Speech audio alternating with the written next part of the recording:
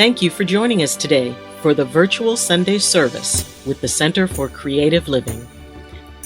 CCL, a charter of the Universal Church of the Master, has served and supported the spiritual needs of its community here in the Bay Area for over 20 years. As many of you know, what we're having today is a read-through, and we're so glad and so proud to have the author here today, Sophie Gilbert. Sophie, could you just stand there?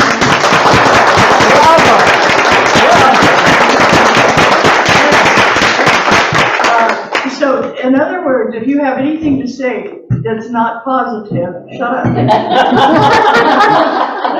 Because you can talk to her later, but we don't want to have everybody addressed with some negativity. This, for those of you who have been here before, this is the Center for Creative Living. We're so glad you're here. Please turn off your cell phones, because that's another distraction that we don't need, okay? Thank you so much. I really want to thank my family from traveling all over from Salinas and from Corvallis to be here today. I think that's a wonderful testimonial to the love for me and for the author and for the topic today. I would say thank you so very much for that. That's great. Over on where John is sitting, how many of you know John sets up the whole room? And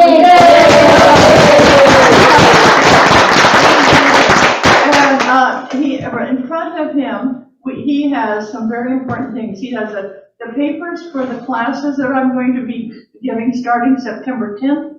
These are metaphysical, spiritual, and ministerial training. And please sign up if you're interested. You can take all these classes just because you're interested in metaphysics and spirituality. But at the end of the year, it qualifies you to become a minister in the Universal Church of the Master. So I want you to think about that. You can start the classes and say, this is not for me, because the first class is free. And we'll find out all about what we're going to be doing, and that first class is September 1st, okay? So he has some handouts, but also a sign-up sheet for you. If you're interested, please sign up. There's so many things going on in the world right now. Please, you are very important to be standing and holding the energy of love. I don't care what position you hold as far as politics, as far as religion, as far as anything, but just hold love. That's the best we can do for absolutely everyone on the planet. And if you're upset about gender difficulties, just hold love. Whatever you're upset about, we don't want to know what you're upset about. We want you holding love. Okay, so if you start yelling at me, I'm going to say, love. Peace. I was a hippie in the 60s, so I can do love and peace very well. Okay? That's your Ringo Starr imitation. Peace and love, peace and love. Yeah, another hippie. Thank you, Annie. And Annie, this isn't your last day in here. No, I have another 2 weeks after this. Okay, yeah, wonderful. unless something changes. Our wonderful associate pastor is leaving for Oregon in 2 weeks, and we're going to be looking for another associate pastor. After you find out all the things Ann does, you might want to back out. So ask me what all the associate pastor does, and I will let you know. Okay, any other announcements? Yes, Joan. I'm going to come up here where you can see me. Well, you got to be fast. We're on Time schedule. Yesterday, Jeannie did a hypnosis workshop. It was really, really wonderful. And I wanted you to know she's offering another one at a highly discounted price in September. And if you want to experience past lives, talk to Jeannie, because she does that. She has a wonderful voice and a wonderful way of doing it. If you want a past life reading, talk to me. I'm offering a discounted price to members here today. Okay, so that's my message for today.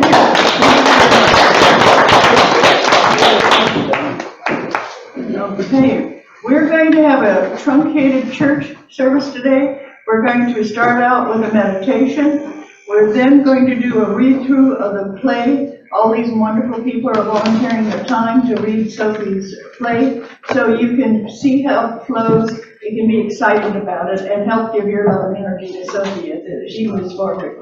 And we also then we're going to do the play. I'm going to close the service. Instead of we're passing the baskets are sitting out by John. Raise your hand again, John. He is in charge of the money today. So as you leave, you can put your offering in the basket.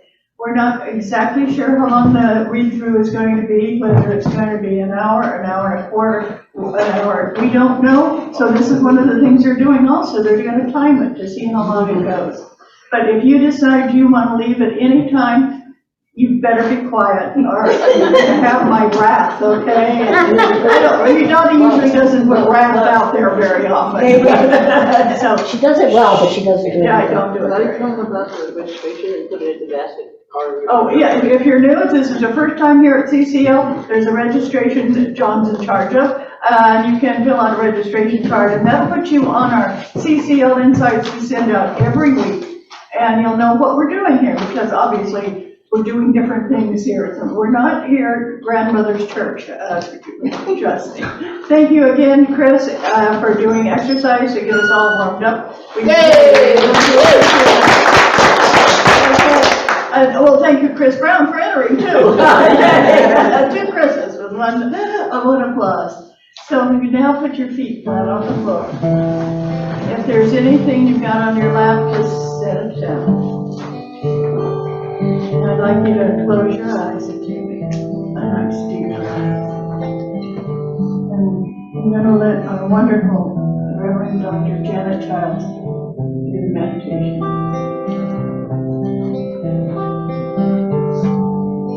Just allow yourself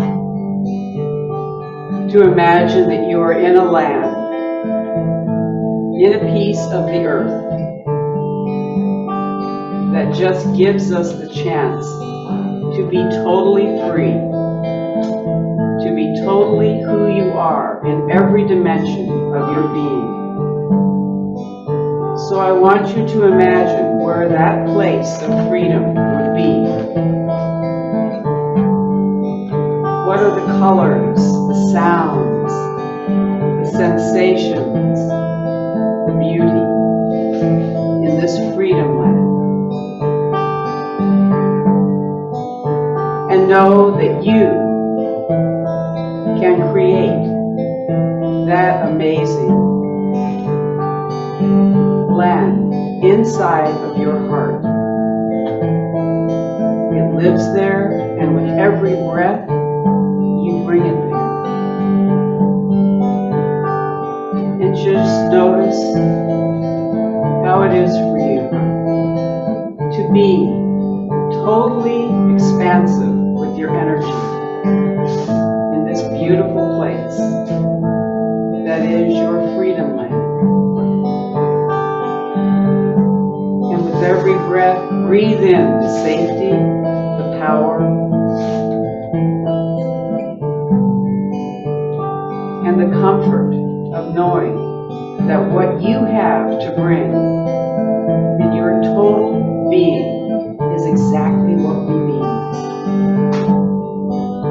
And so I want you to absorb this freedom land and take it into your being and have it as a reminder that you are perfect just as you are right now.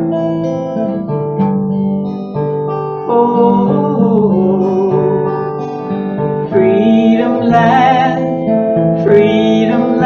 you're calling me. Oh, freedom land, you're embracing me. In every day, in every way, you home to myself and to all I can be. I am free, oh ancestors, help me to know that I can be all the world calls me to be.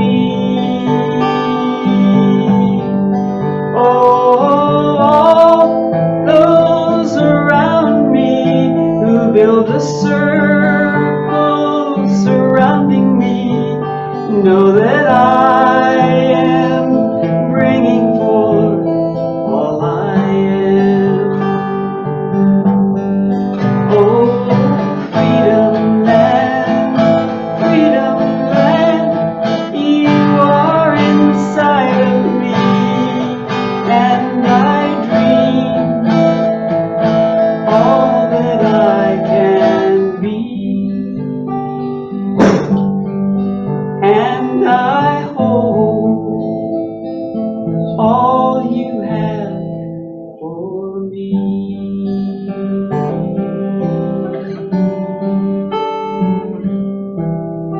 For me.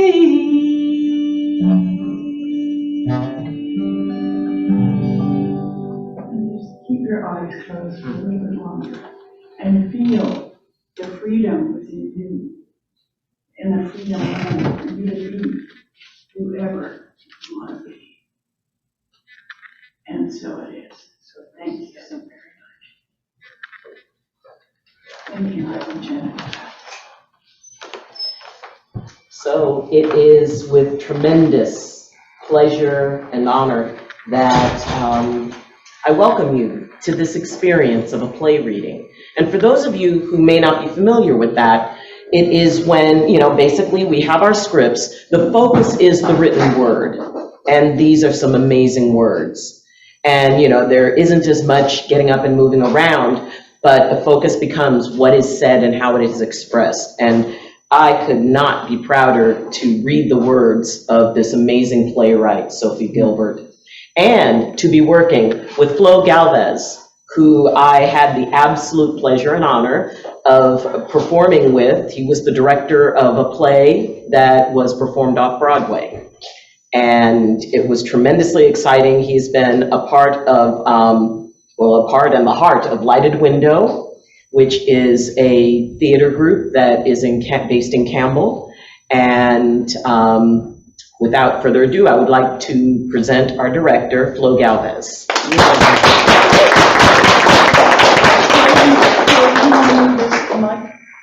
Sure. You're in charge now. Okay, good morning, everyone. Good Good morning. morning. Okay, well, I want to say a huge welcome to each and every one of you in person and online. And we cannot thank you all enough, and Gabrielle back there, for having us perform this play reading of Sophie Gilbert's play, The Other Side of Despair. It's certainly been a very long journey in its development, and I'm proud to be the director and the dramaturg. The dramaturg is someone who helps a playwright develop their work. And what you're going to experience for the next hour or so are voices.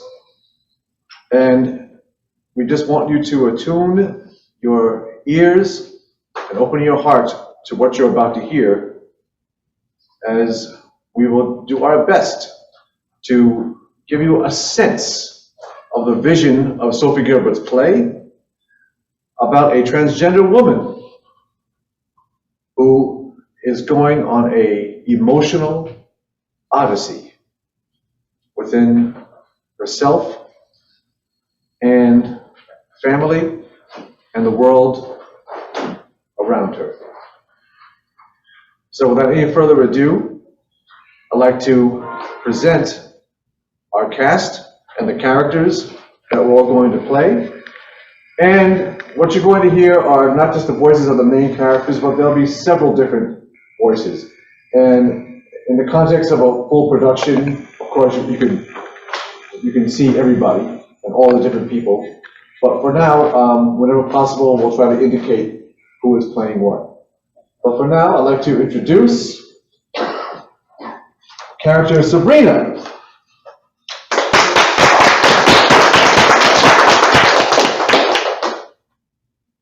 And Lillian.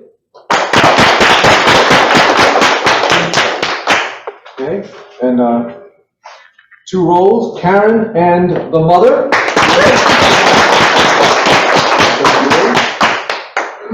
And the critic and despair, two separate roles. And I will also be reading as the father. So, and stage directions and a few various voices as well. I will introduce all the actors at the end, and of course we will hear from our illustrious playwright, who is also an excellent actor and educator. So let's attune our ears and our hearts to the other side of despair. Thank you.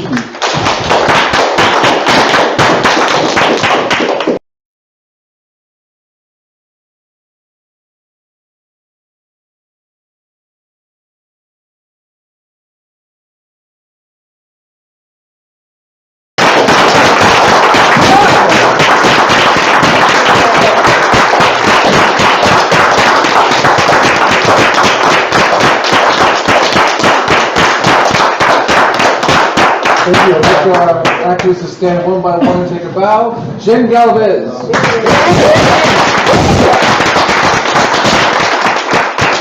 Eileen Augustine and Dr. Eileen. Holly Parker Winsenreed.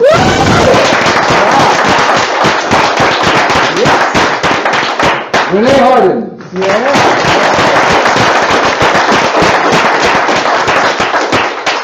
And I'd like Sophie Gilbert to stand. Let's give a big round of applause.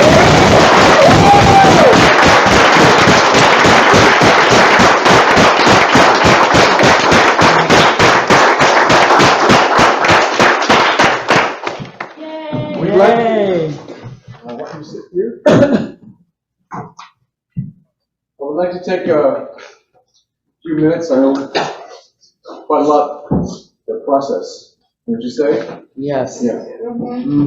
But if we could just take a brief few moments, we'd love to get your initial reaction to what you just heard and experienced. And to ask our playwright any questions, and our actors any questions as well.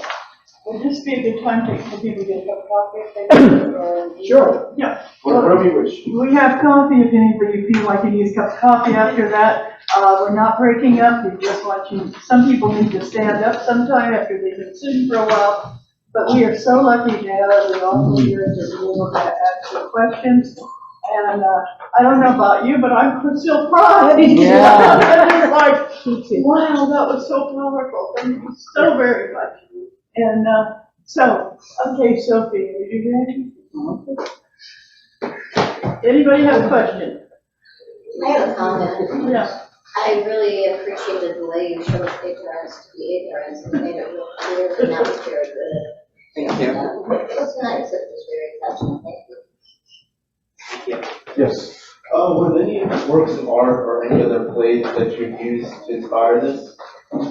Oh, yeah, of course.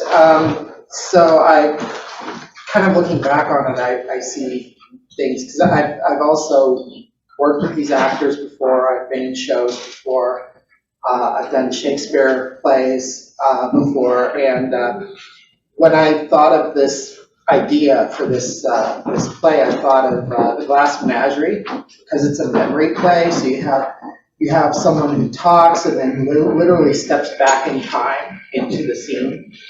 And so that was kind of what I started with initially, but of course it went in a little bit different direction. But yeah, I can sort of see influences, you know. I don't know if you know a show called The Good Place.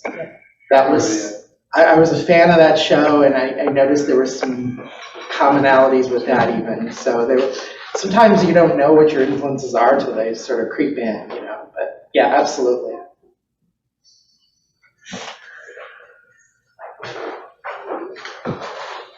Anyone else? Yeah, Yes, please. I'm trying to keep my voice calm. That was just astounding.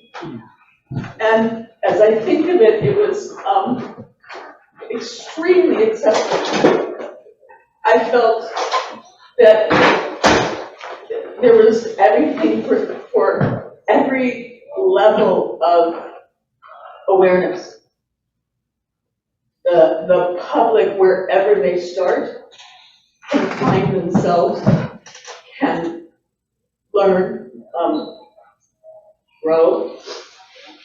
It didn't make, it exposed what we all know because we dealt with it in our own lives.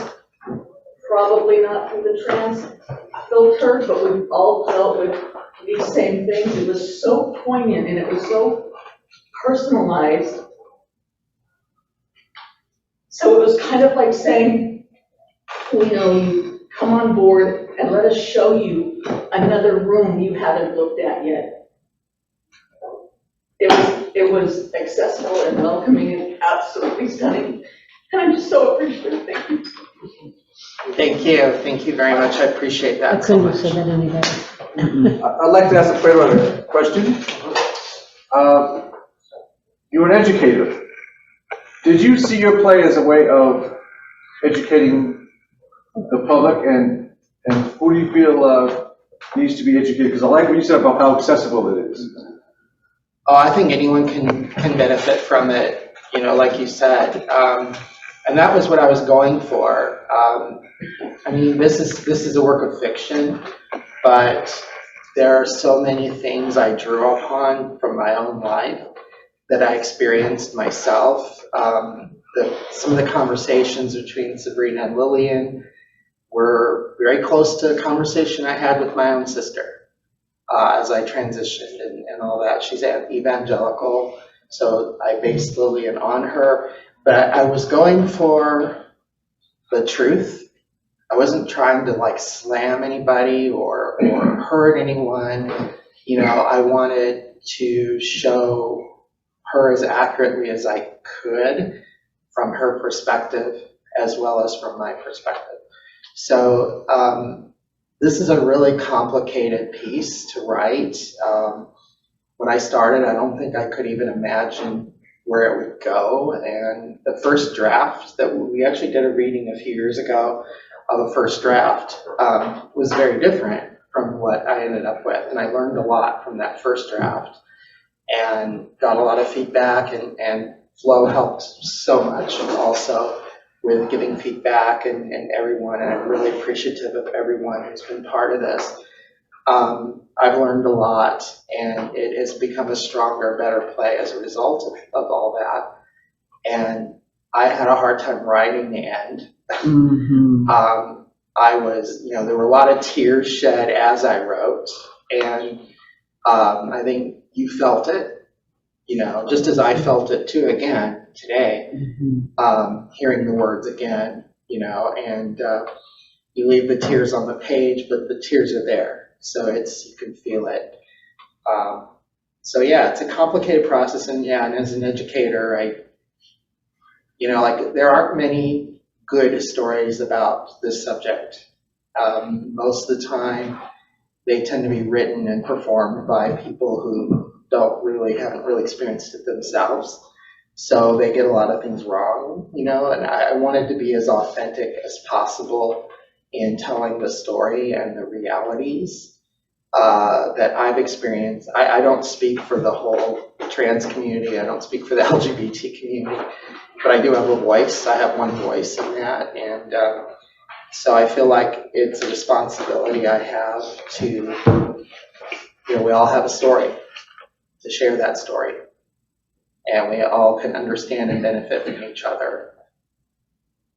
And you can probably see the benefits of all the therapy I've had in this too, like some of the therapeutic stuff that's in there, that comes from therapy too, And I have had suicide ideation. I can't say I've completely conquered it, but I've held it at bay for a long time. I've learned how to deal with it.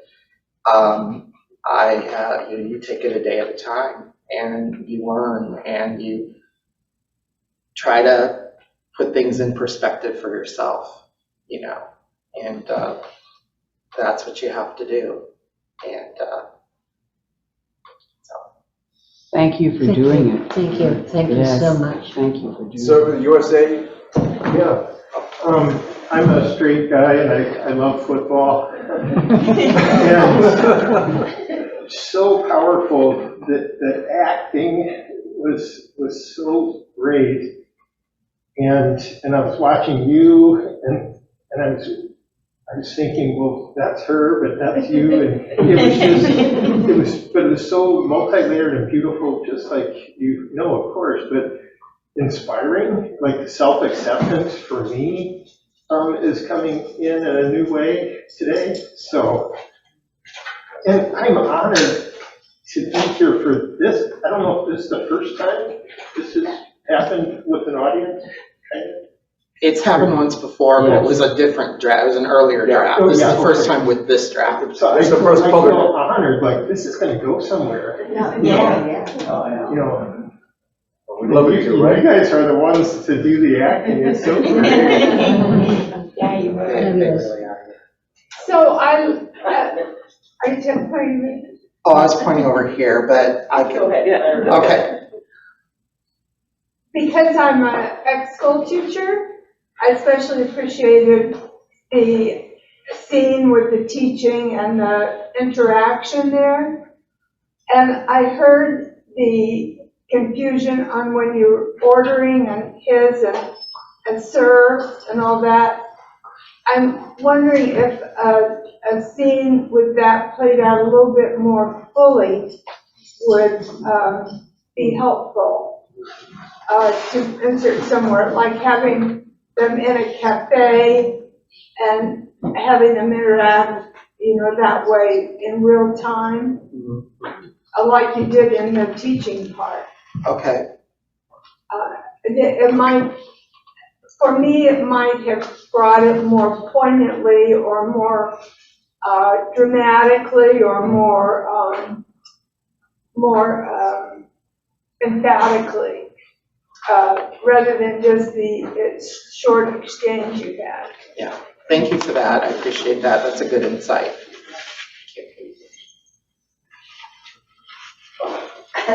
I'm blown away. I'm guilty of having a little bit of a closed mind. I did, I don't anymore. I have a very good friend that I could wrap my brain around, as far as I believe we're not our bodies, we're divine spirits, and the difference doesn't make. That's the attitude I had before today.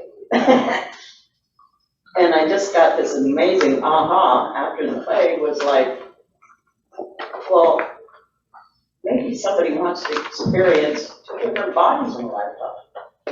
I went, oh yeah, duh. I mean, that's not, it doesn't matter, it finally clumped in for me. And I thank you for that, because now I can embrace my breath.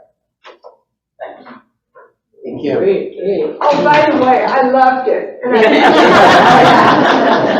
I appreciate you being here, and, it's not a thing I'm familiar with, but I appreciate the educational part, and I loved it, and I appreciate I am a writer. Writing is so hard, and I just appreciate the effort and the intensity that you demonstrated.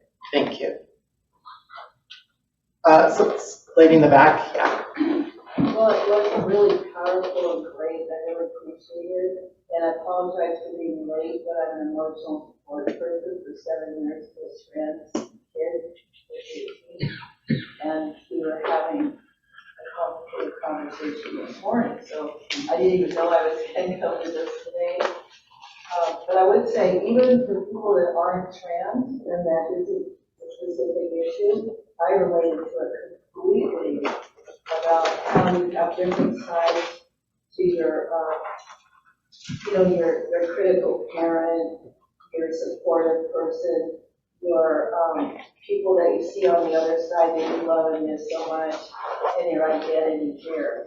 I think it's applicable to me and all the people I know on any level. So it's painfully accurate. Thank you, I appreciate that. I didn't want it to just be, like, I wanted it to be accessible to as many people as possible, yeah. The issue of being born this way, did you always know that you were born in the wrong body? I knew I was different. Like I said, when I was young, I didn't really know enough about it.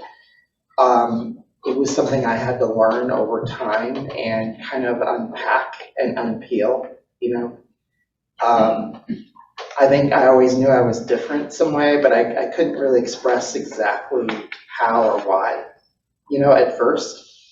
And everyone's a little different in how they experience things, you know, and so it's, when I was growing up, it was like, you know, I was born in the 1960s and I heard nothing, you know, for a long time.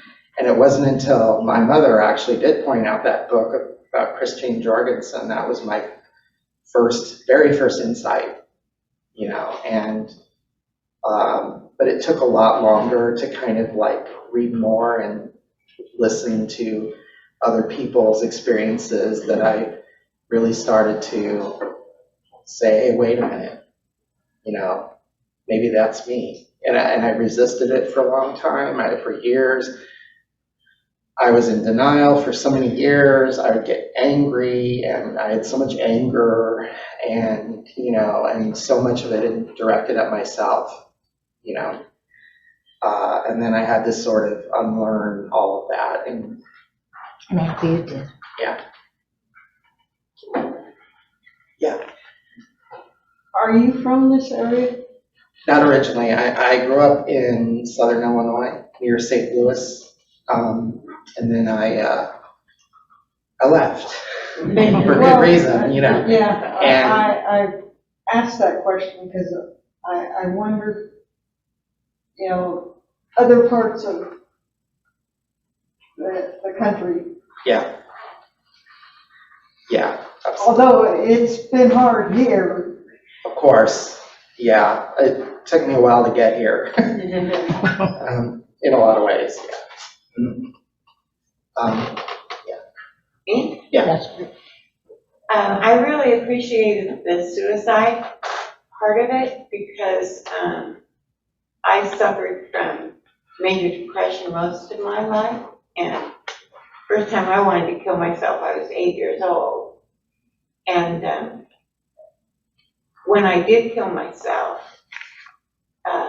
I had the experience where there was no welcoming light, there was nothing, and the people I saw in the tunnel said, it's not your time, you're not done, you have to go back. And I was very upset about it. And usually when people kill themselves, it's like when I've heard some people talk about it, oh, I saw God and I did this and I did that, but that was not my experience at all. And so I really appreciated that you didn't have this, you know.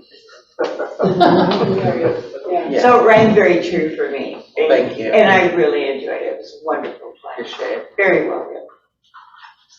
Hi, when I heard about your play yesterday from Dottie, I wondered, what would that have to do with me in my life, being a straight female?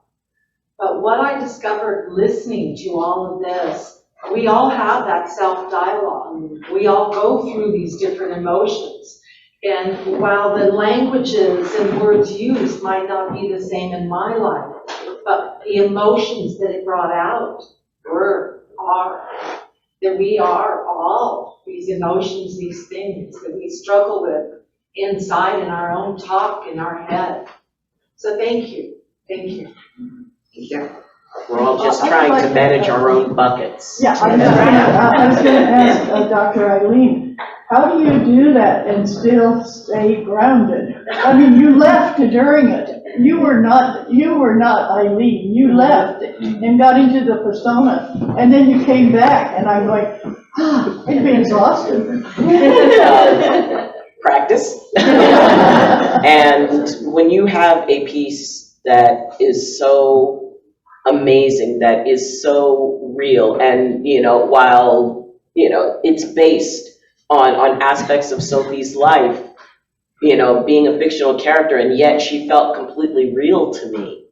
And, you know, and as with many of you, there was a lot of things within myself that I could identify with her, while, you know, maybe not in that particular paradigm, but, you know, it is, you know, that despair. And yes, I became her, and out of all the parts I've played or may ever play, Sabrina will always be one that is tremendously important to me. And I am so tremendously humbled and grateful that Sophie chose me to represent that aspect of herself. And, you know, much love to you, sister. This goes out to all the actors, I think, that have made the performance. I want to ask you all, what did you guys do in order to get into this character, or say, little characters, before you came here? Was there anything you did, or anything you did research, or anything you did to look in, play people? You want to start, Renee? I'm trying to think, yeah. So I guess hi Jonathan.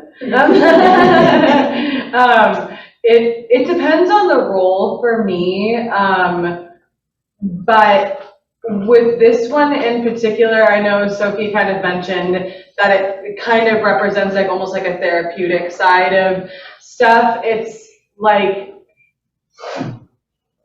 it's a really easy role for me to get into, I feel like.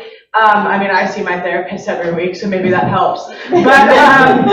But like also just like there's so many different like jumping emotions that like it's easy to just like kind of swing right in. I do try to kind of like get myself into a space, like it's like if you see me before, like when it's not like my turn to talk yet, I'm probably sitting here looking kind of zombie-esque.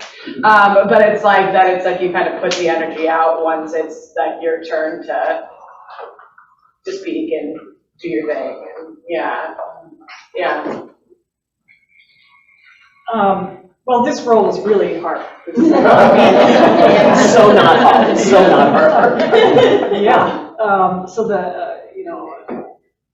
the dialogue was very hard for me to really be able to bring that persona, the holier than thou, and really make that real. I have two brothers that don't talk.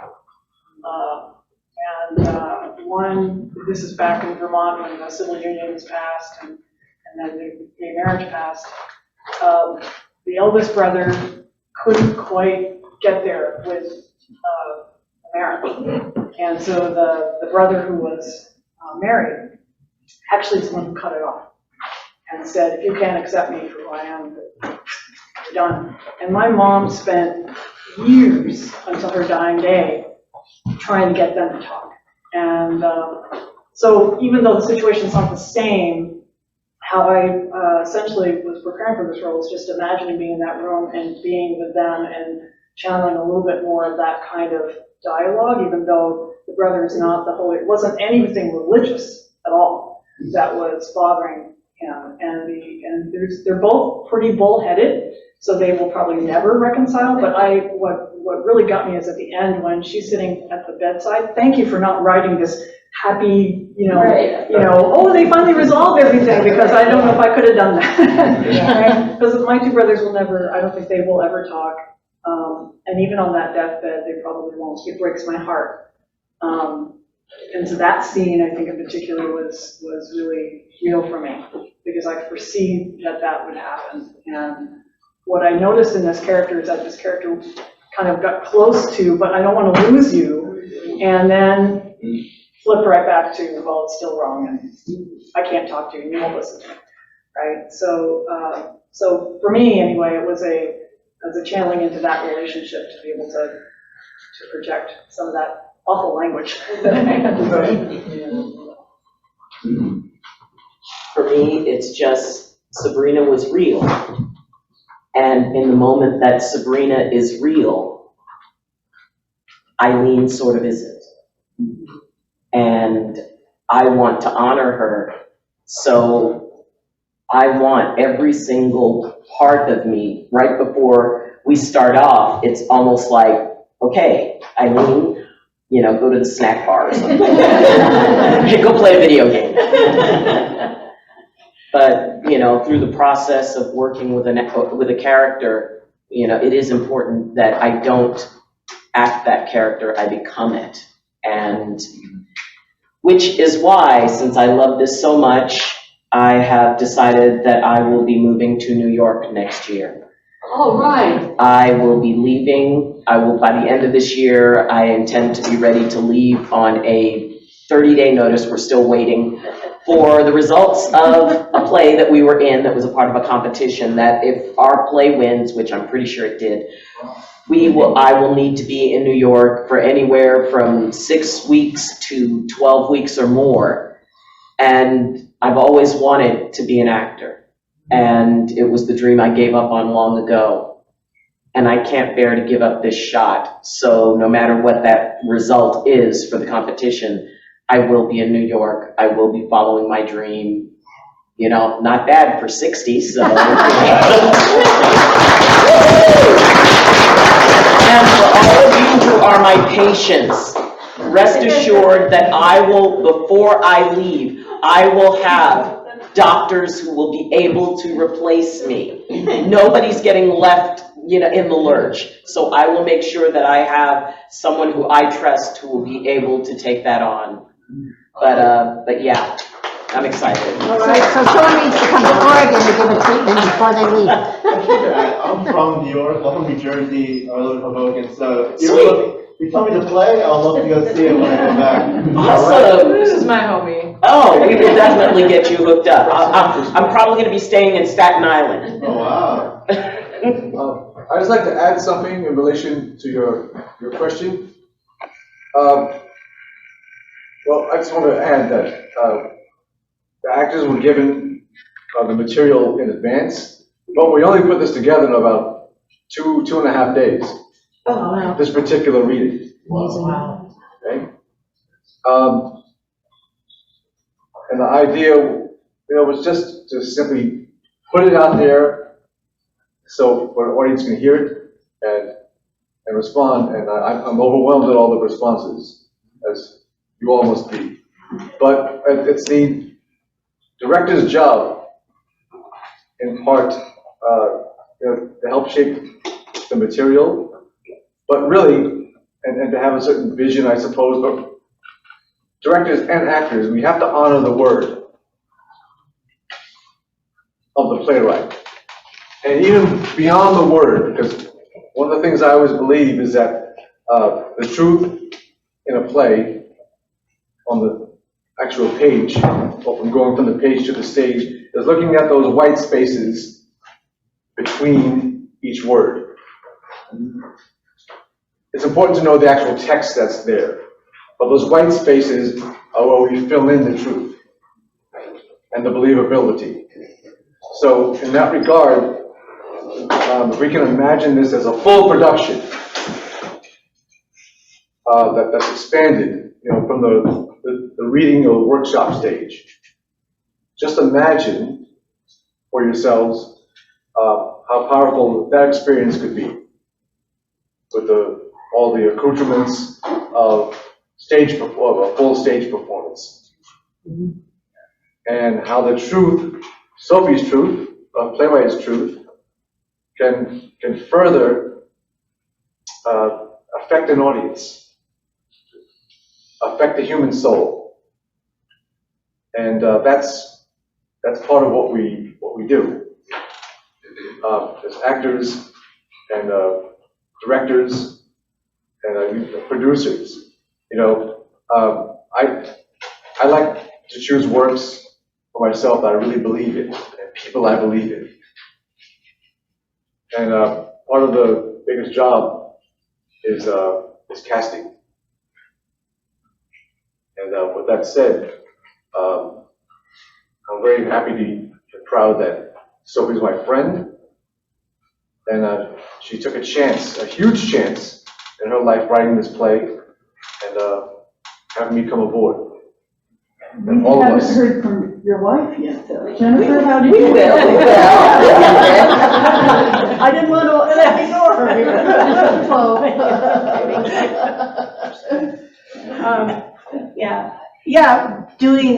It's like researching a role, they're all different. This play was very intimate and special because I have worked with Sophie, I consider her a really good friend, amazing person, and so this is an honor. This is like, unlike any other role I could, this is an honor to be a part of this. The character of Karen is very close to me, that's me. I mean, that would be me, very accepting, open person. So that part was easy. Personally, I haven't spoke to my sister in 4 years, just because. And it hurts all the time, but when you get to a point, you're just toxic together. Sometimes you just need to, so that rang really true to me, that sometimes you do need your space. And, I hope one day we can reconcile, but, if we're just gonna be in the same room being toxic with each other. So I know what it's like to not be accepted just for being yourself. I've gone through some other personal losses this year. My older children decided to cut me out of their lives. So this is really, a lot of words have been going on in my own head of maybe this could be a good therapeutic to get it out on paper. It's very inspiring because I haven't gone from that way you've gone through, but I've gone through so much loss the last few years, a lot of gain. I met my husband after 29 years of being on stage, we started working together and then we fell in love and got married. So I have a lot of good things, but I know what it's like when you're family, you just can't, it's very hard to navigate how they're gonna feel and how they're gonna, and of course I have such amazing friends, who've been there for me, so, that's my story.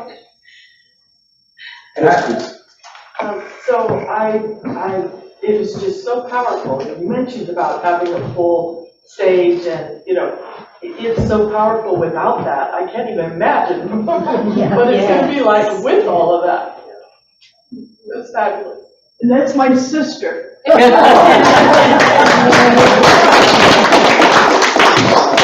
talk to each other all the time. Sophie, where would you like to see the play develop? How would you like to see the play develop? Well, I hope we can get it to New York so we can get out.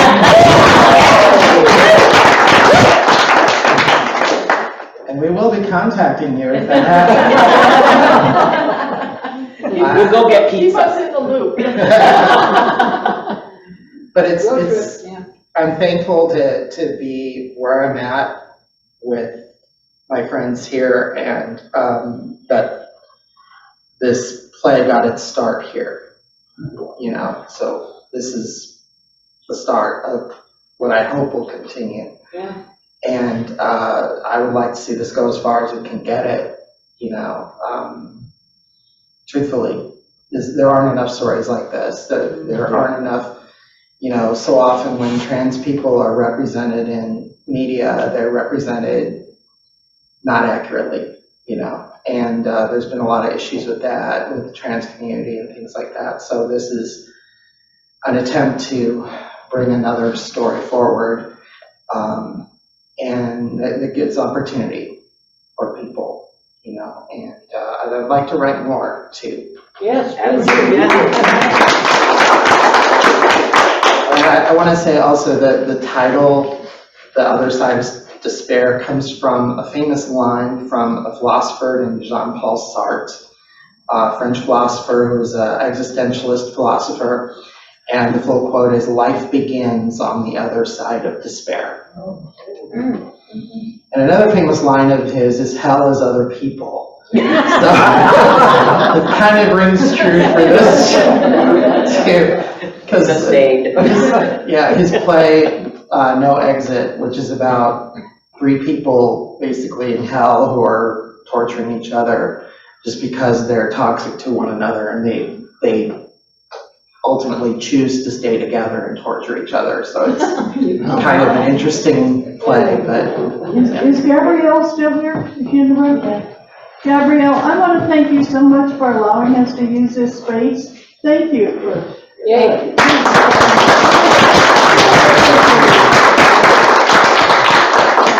I'm We sure love she's- our French agenda, non-binary folks. Yes, And you said the first draft,